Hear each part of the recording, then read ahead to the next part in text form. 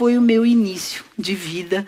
Jovenzinha, entrei no mercado financeiro, eu passei pelo Banco Itaú, fiquei um tempo, depois eu fui para o Chase Manhattan, eu fiz carreira lá de 15 anos. Algumas pessoas aqui, inclusive Cláudia, minha sócia, ela estava na área de Corporate Finance, uma das poucas mulheres, porque praticamente não existiam mulheres, imagina, década de 80, mercado financeiro, exclusivamente de homens, né? Então, fiquei no Chase 15 anos, até ser diretora estatutária do banco, única mulher. Eu, assim, era uma arena, toda vez que precisava estar em reuniões de diretoria, muito difícil, muito árido. Mas eu sempre pensei que quando você trabalha e tem competência e sabe o que você está fazendo, e principalmente produzindo, não vão tocar em você. E era exatamente o que acontecia. Interessante que eu ia lidando com isso de uma maneira instintiva mesmo, né? E sempre pensando o seguinte, olha, homens e mulheres competentes, eles têm que se desenvolver.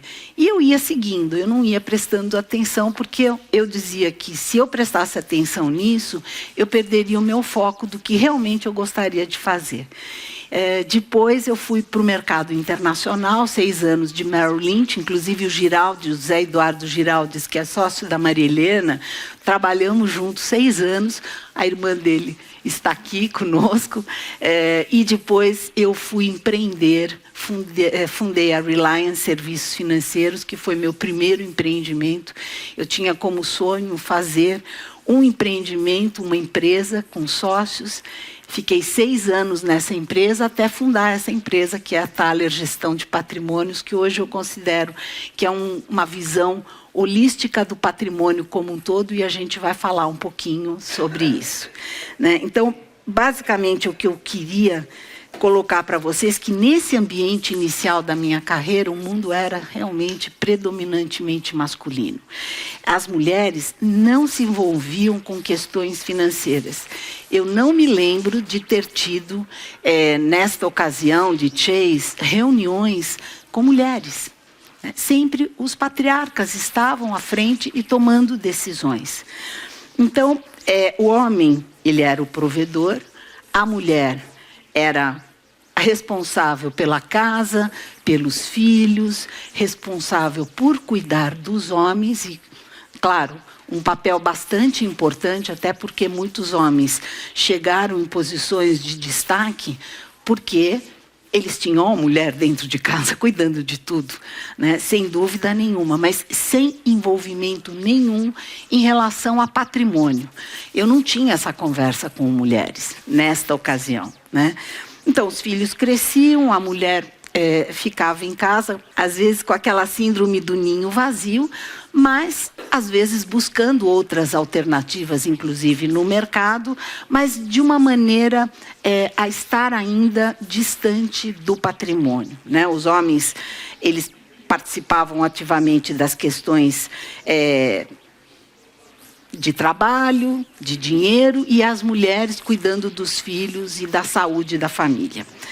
Os casamentos nessa época, eu me lembro que eram longevos, era muito difícil você ter divórcios nessa época, né? O que acontecia às vezes era aonde existiam outros relacionamentos fora do casamento. Isso era muito comum naquela época. Inclusive, a gente que cuidava dos recursos financeiros, nós víamos isso acontecer até por transferência de recursos para outras famílias, enfim. Famílias que tinham, na realidade, 2 famílias a mais, sabe? Assim, isso acontecia, infelizmente. Não tinha planejamento patrimonial sucessório, falar nisso era, assim, algo completamente fora da casinha, né?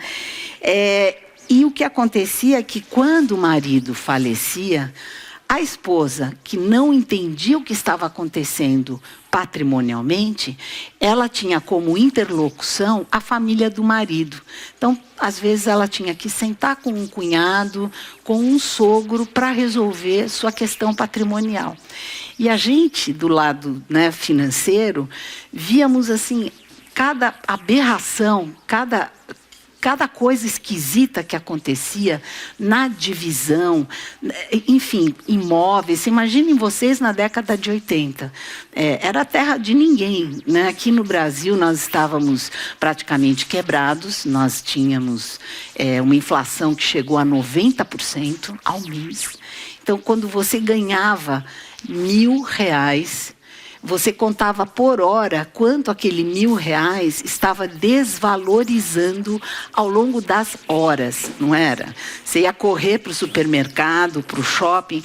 Quem viveu isso deve lembrar, vários aqui lembram muito bem.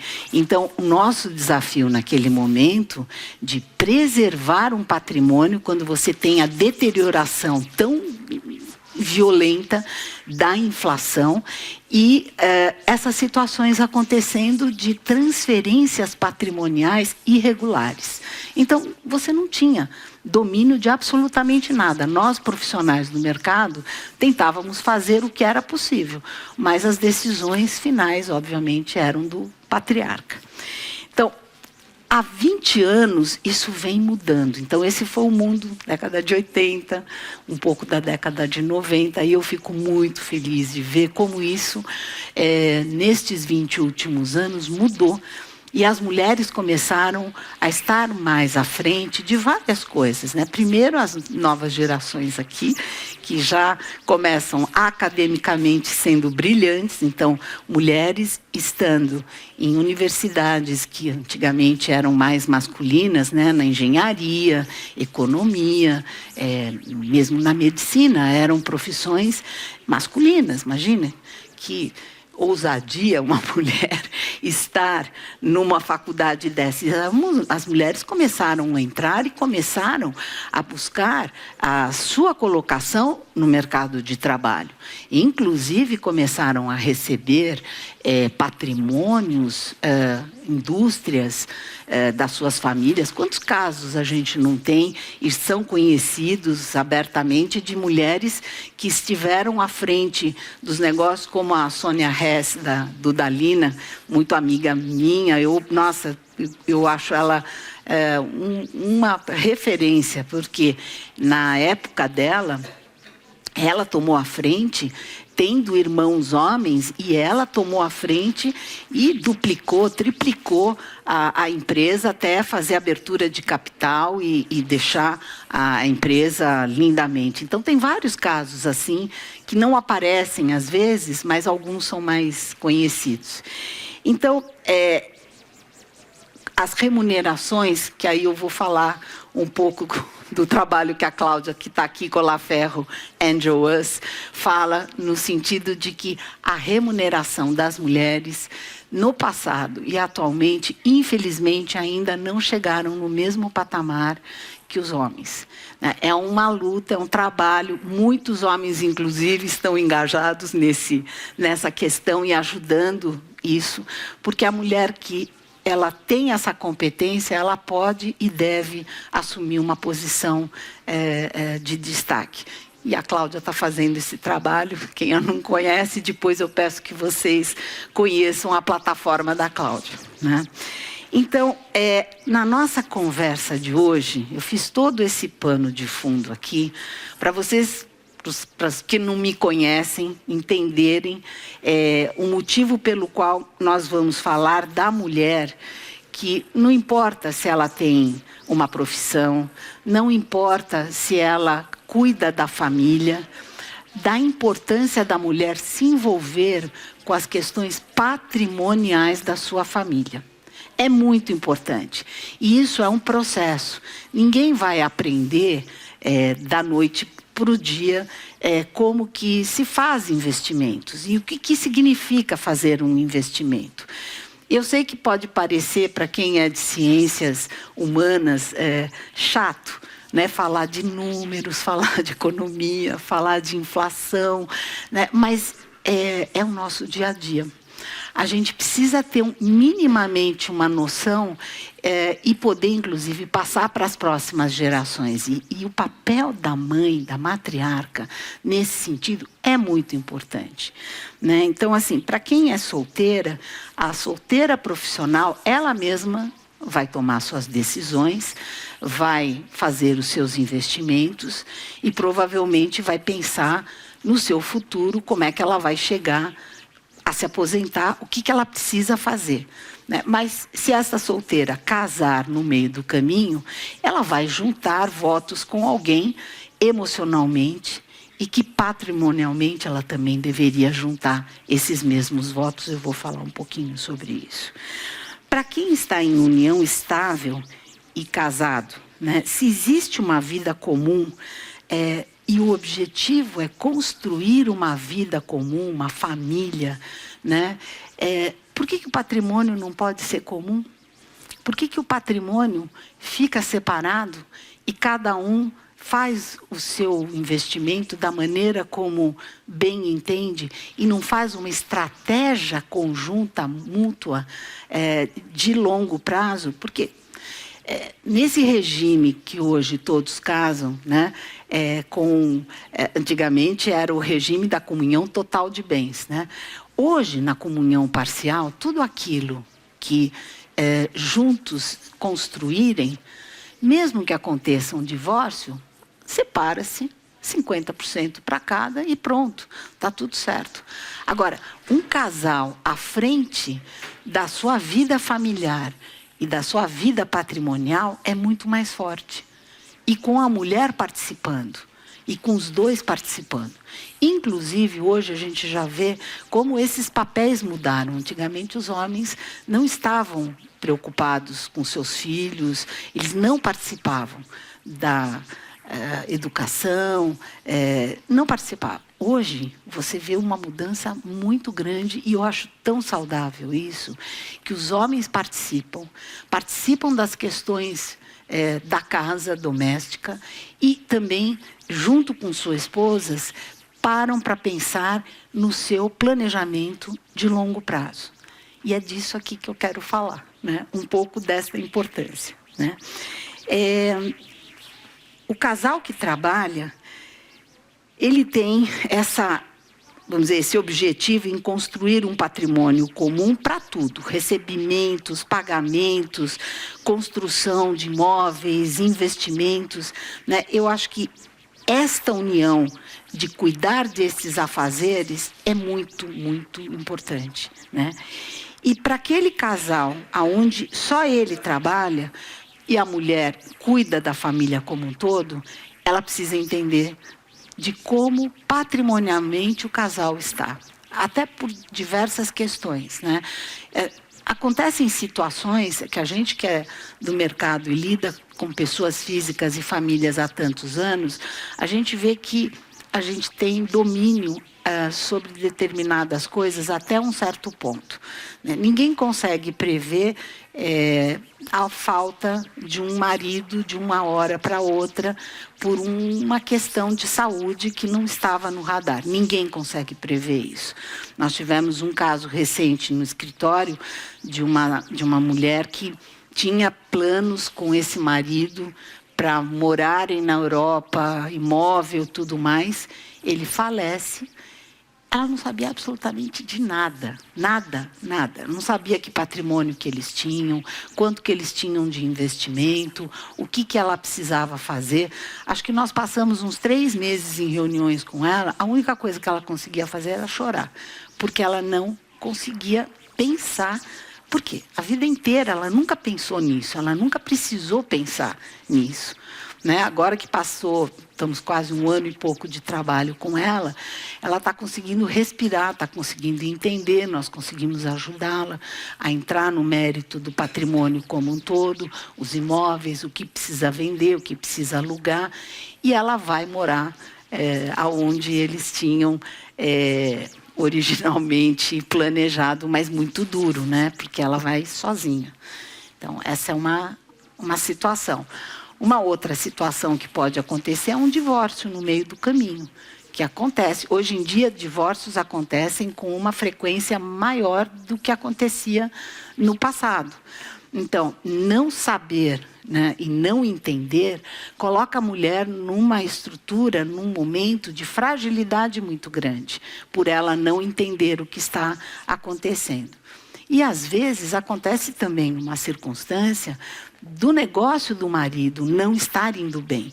O negócio do marido não ir bem e a mulher ser solidária e estar como sócia, que é muito comum. Para ter uma limitada, a mulher entra com uma cota de participação da empresa e ela não sabe se os negócios vão bem, se não vão bem. E a gente tem alguns casos que a gente acompanhou. Marido quebra, ela é profissional, ela tem patrimônio. Para onde que vem, né, a busca de patrimônio em cima do patrimônio dela? Por quê? Porque ela tem lá uma cota nessa empresa e aonde as bobagens acontecem. Então, a gente tem que sair correndo. Nós tivemos um caso que a gente teve que transmitir o patrimônio dela para a próxima geração, para que isto não servisse como lastro para as dívidas que o marido, o ex-marido, né? Porque o casamento, inclusive, já tinha acabado. Então, essas coisas que acontecem. A Cláudia está aqui, que não me deixa mentir, ela, com minha sócia, acompanhou. Foi um caso de anos, né?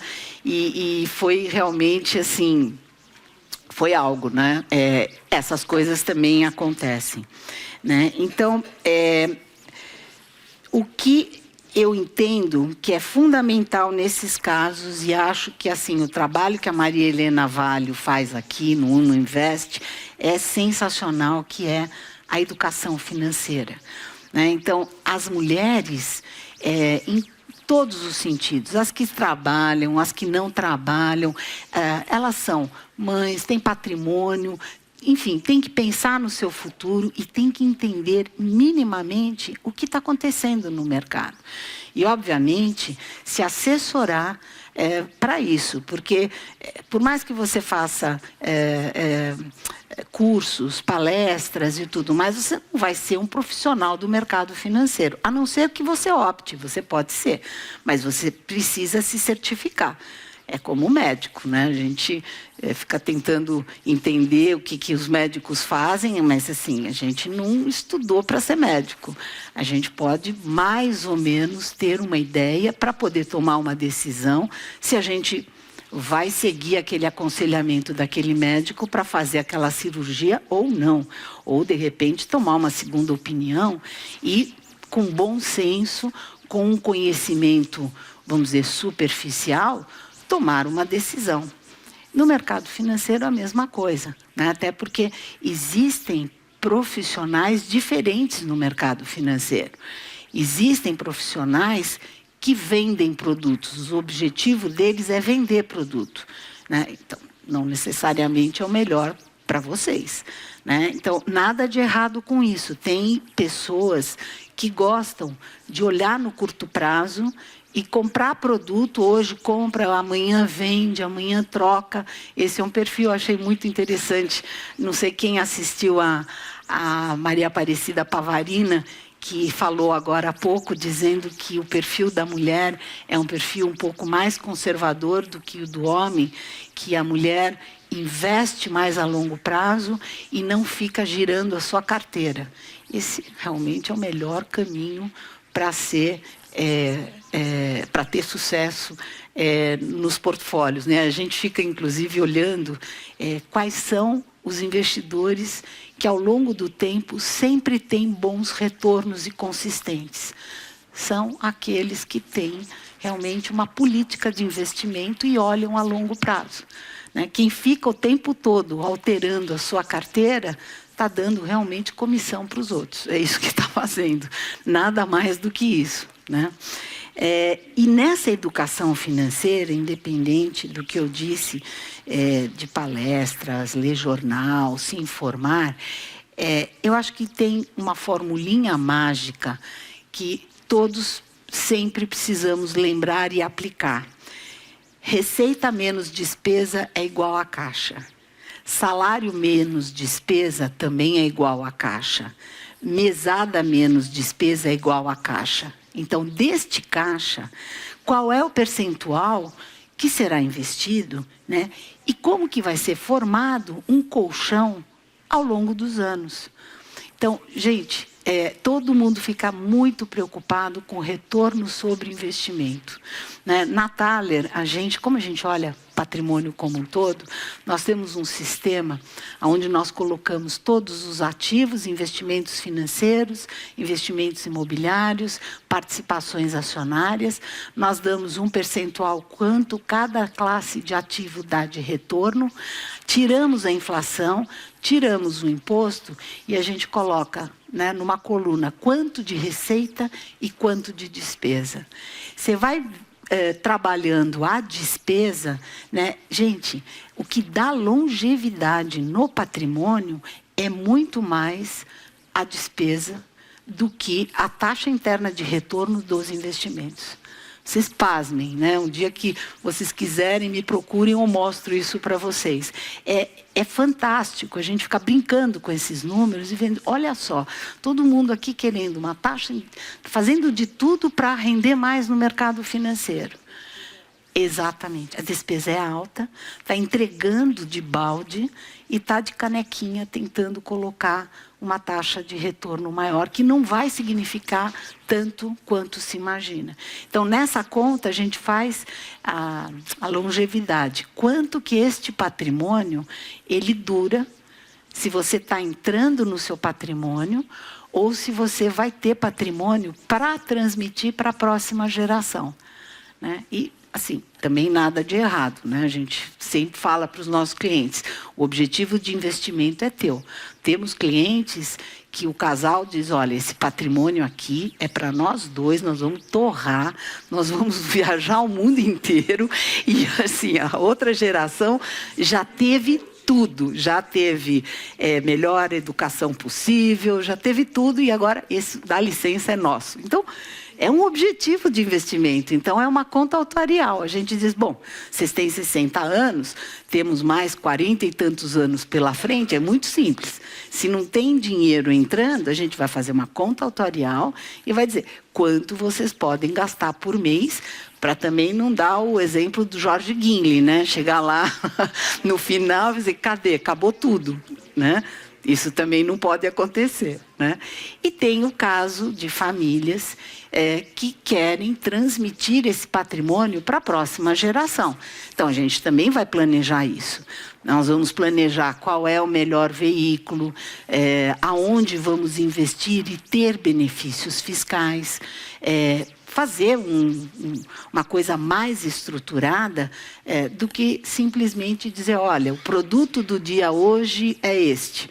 E ir colocando de uma maneira nada, como se diz, científica ou estratégica, um produto em cima do outro, sem uma coisa estar falando com a outra, né? Eu sempre digo, na vida, você precisa ter um objetivo, para onde que você está indo, né? O piloto lá do avião, ele tem um plano de voo, ele não sai do hangar sem um plano de voo.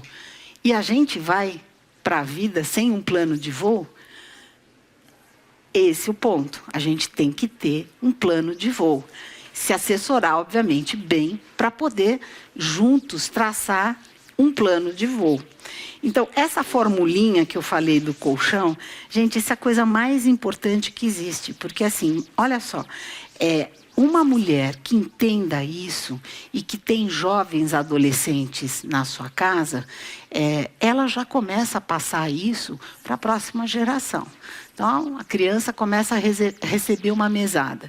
Então, tem a mesada, aí ele tem uma festa. A festa é a parte. Aí tem McDonald's. McDonald's é a parte. A viagem é a parte. Que mais que é a parte? Presentes, festa, o Rappi, iFood. É uma conta gigante nos cartões dos pais. Todos vocês... Uber, nossa. E vai juntando, vai juntando. Então, aí quando vocês dão uma mesada, você fala assim, uma mesada que eu chamo de fome, porque não dá, tudo isso aqui não cabe nessa mesada. Não façam isso. Façam um budget com seus filhos, né? Mas só tem 13 anos. Gente, não subestimem a inteligência dos seus filhos. Eles sabem pensar. Eles sabem se vocês derem essas ferramentas, eles vão conseguir entender o quão importante é na vida deles também, né? Façam esse budget, o fluxo de caixa. Por quê? Porque essa mesada, ela tem que representar, na realidade, a capacidade dessas crianças aprenderem a administrar e gerenciar o seu próprio fluxo de caixa. De novo, receita menos despesa, caixa. Quanto desse caixa você criança, vai colocar de lado e você vai começar a investir, né? Vocês devem ver como as crianças hoje, os jovens, né, com Nubank, C6, estão todos plugados, fazendo seus investimentos, né? Hoje, inclusive, é aniversário do meu filho. Meu filho está fazendo 25 anos, né? Então, só meninos, os meninos, quando 14, 15 anos, todos grudavam em mim até hoje. Tia, como é que eu faço isso? Tia, como é que eu faço aquilo? Já interessados, e eu dizendo para eles, prestem atenção no que é investimento. Não fiquem especulando, porque compra, vende, troca, é um cassino. Parece que você está fazendo alguma coisa. Você não está fazendo nada. Essa história eu quero contar para vocês, porque meu filho começou a fazer a mesma coisa. Eu falei, eu vou cortar os pulsos, né? Eu, que faço gestão, meu filho especulando, compra, vende, troca. Eu falei, não. Para com isso. Me dá o teu dinheiro. O que é o teu dinheiro? O que você poupou? Né? Ele fala que dos amigos ele é o único que ele precisa guardar dinheiro, porque a vida dele é muito dura. Porque isso que eu estou falando para vocês, eu faço na minha casa e sempre fiz. E ele tem vontade de sair de casa e ganhar dinheiro. Eu faço isso de verdade, né?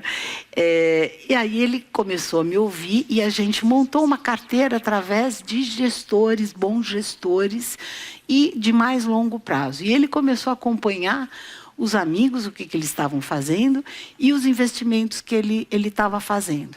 Gente, em 1 ano e meio, quase 2, eles começaram a comparar e eles olharam e falaram assim, nossa, isso aqui dá muito mais dinheiro. E eu não preciso ficar operando, eu não preciso ficar ligando, eu não preciso... E aí, assim, os amigos, né, mudaram também completamente, começaram a investir buscando bons gestores, né, e fazendo uma estratégia de investimento de longo prazo. Então, essas plataformas XP, BTG, mesmo os volumes pequenos, você consegue fazer isso, né? Então, é muito bacana isso, né? Então, assim, hoje a mulher, independente da idade, ela precisa realmente saber para onde que ela está indo, né? Eu sempre digo, vocês não podem ser passageiras, né? E também não precisa ser a condutora de tudo, mas vocês podem dividir tarefas e responsabilidades e planejamentos de mais longo prazo, né? Porque é o que eu disse para vocês, divórcios e falecimentos, infelizmente, eles são uma realidade, né? Então, quando vocês têm conhecimento de causa, vocês têm espaço para qualquer manobra que vocês precisem. Porque se acontece alguma coisa assim, vocês vão saber como se colocar de pé. Claro que o lado emocional sempre é muito forte, mas agora vamos combinar, lado emocional mais financeiro abalados, é muito mais difícil, né? Então, se tiver que acontecer uma infelicidade dessas, pelo menos vocês têm a garantia de estarem à frente de processos, até porque com família, com filhos, vocês têm que tomar decisões e vocês têm que ter uma força nesse sentido, né? Então, eu sempre penso, né, assim, saúde física, saúde mental, com saúde financeira, é um fechamento espetacular para vocês se sentirem, vamos dizer, seguras e traçarem o seu caminho de longo prazo, né? Basicamente é isso que eu queria falar, mas eu queria ouvir vocês e queria saber se vocês querem que eu responda alguma coisa, enfim. Nós somos um grupo pequeno, pois não. E quando a gente está falando de acúmulo, não investir, tipo, vender, você também concorda com essa estratégia de investimento de oportunidade e investimento de longo prazo? Patrimônio, e outra coisa quando você está na fase de acumulação. Na fase de acumulação, essa fórmula que eu falei, receita menos despesa, o percentual que você vai poupar, deste percentual, você tem que ter, sem dúvida nenhuma, uma estratégia a de curto prazo, que você, vamos dizer, com esses recursos, você pode dispor de uma maneira mais rápida, e uma estratégia de longo prazo. Porque se você está acumulando, né, vocês ouviram a Denise Pavarina até falando daquela mulher que ela ficou zilhardária investindo na Bolsa de Paris, né, porque tem um mito de que o mercado financeiro pura e simplesmente em carteiras de liquidez, as pessoas podem ficar ricas. Eu vou dizer para vocês que elas não ficam ricas. O que traz riqueza para as pessoas, a gente chama de equity. Quando você tem um negócio, uma empresa ou negócios de longo prazo, que você vai realmente ter uma estratégia de ganho de capital de longo prazo, né? Então, private equity, venture capital, ou mesmo ações listadas em bolsa, né? Empresas de capital aberto, mas investimentos de longo prazo, como se você fosse sócia dessa empresa, né? É um outro olhar, não é compra, venda e troca, né? Então, se a gente pegar... A gente tem 2 casos aqui espetaculares para falar. Quem comprou ações do Banco Itaú, Bradesco, né, nos últimos 30 anos, se deram lindamente bem. Agora, pensar também no curto prazo e ter uma estratégia de curto prazo também é importante. E quando é no caso de quem tem patrimônio, e o patrimônio é o patriarca quem está à frente, tem uma coisa que muito poucos pensam, né? E se esse patriarca falecer, o que acontece? Então, quando existe um patrimônio, vamos dizer assim, está em nome do patriarca, a gente utiliza, inclusive, como uma alternativa, como plano de contingência mesmo. Ter um percentual na Previdência, porque a Previdência, no falecimento, quem é beneficiário, em 15 dias, recebe em cash esse valor.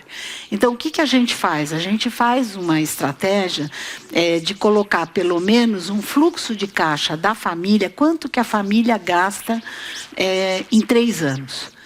E deixa esse valor na Previdência. Hoje existem bons investimentos mesmo na Previdência para que, no caso de um evento do patriarca faltar, em 15 dias esses recursos estão na conta e você, inclusive, pode fazer frente, porque o inventário custa. Você precisa antecipar para você poder, inclusive, pagar as contas da família. Vai pagar as contas da família com o quê? Né, se tudo está congelado. E, assim, infelizmente, alguns juízes, e a gente tem vivido um pouco isso, são bastante complexos, né? Nós tivemos um caso de uma família que nós tínhamos o fundo exclusivo, que nós fazíamos a gestão, e tínhamos títulos incentivados, né, que estavam em nome da pessoa física, e esses títulos foram vencendo. O juiz não permitia a gente reaplicar. O dinheiro ficou parado 1 ano e meio na conta, porque pegamos um juiz que entendia que estes recursos tinham que ficar em conta corrente. Né? Gente, você tem inflação, você tem custo-oportunidade, o juro andando. E o dinheiro ficou parado porque este juiz não queria liberar. Então, assim, também com essas situações, a gente também aprende. Né? Nós, profissionais que assessoramos famílias e pessoas físicas, porque a gente passou na pele essas questões. Então, por isso que eu volto a dizer, uma boa assessoria, né? Quem atende vocês não deve só entender de produto e de investimento, tem que olhar um pouco mais, né? Porque as pessoas não são só dinheiro, né? As pessoas são família, patrimônio, imóveis, negócios. Tem tanta coisa que vem por trás, momento de vida, como você está colocando, quando você está em fase de acumulação, é uma estratégia. Quando você tem um patrimônio que você vive deste patrimônio, é uma outra estratégia, né? E quando você está em fase de distribuição e fazer o planejamento sucessório, é uma outra estratégia. Que, inclusive, eu sempre digo para os clientes, né, principalmente de uma faixa etária mais avançada, que fica parecendo que vai falar em sucessão é porque já está se preparando para morrer. E não é nada disso. Muito pelo contrário. Se você não pensar em planejar, tenha em mente que pelo menos 16, 17% do teu patrimônio vai para o imposto e você não vai ter o que fazer, porque você não fez o planejamento. Então, é um valor relevante que você deixa em cima da mesa por falta de planejamento, né? Então, mesmo a divisão de patrimônios, quando patriarcas dividem entre seus filhos, aquela coisa tem 10 casas, 10 imóveis, tem 4 filhos. Todos os filhos vão ter 1/4 de cada imóvel. Todos os filhos são casados e têm seus filhos. Pronto, já está instaurado o problema. Entendeu? Então, assim, você vai ter que sentar com seus irmãos, com as suas cunhadas, com seus cunhados, para resolver o que vamos fazer. Olha que patrimônio, que herança bacana. Bom, gente, muito obrigada. Um prazer enorme ter vocês aqui. Obrigada, um beijo para todos. Bom dia, aliás, tem várias palestras maravilhosas, né? É o dia inteiro. Homens, obrigada por estarem aqui, todos vocês.